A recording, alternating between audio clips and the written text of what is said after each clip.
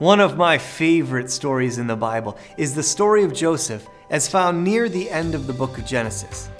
Joseph was the son of Jacob, and at the time of today's reading had 10 other brothers.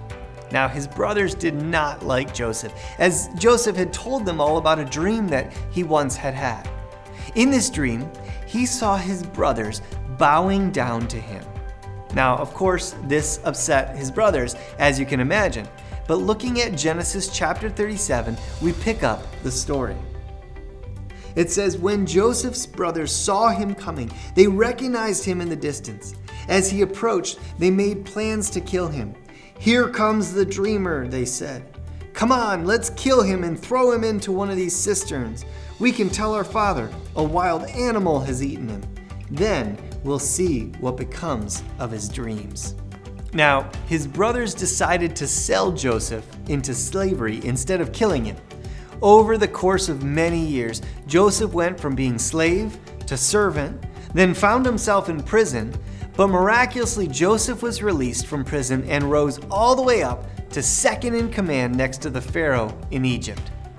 This put Joseph in just the right place at just the right time to protect the people from a major famine that struck the whole land. In fact, the surrounding people of the surrounding nations of Israel journeyed to Egypt to buy grain.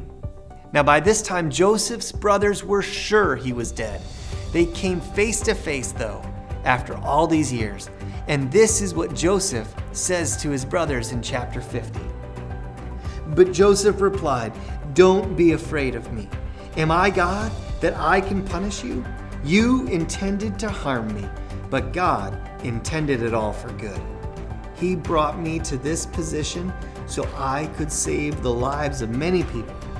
No, don't be afraid. I will continue to take care of you and your children.' So he reassured them by speaking kindly to them."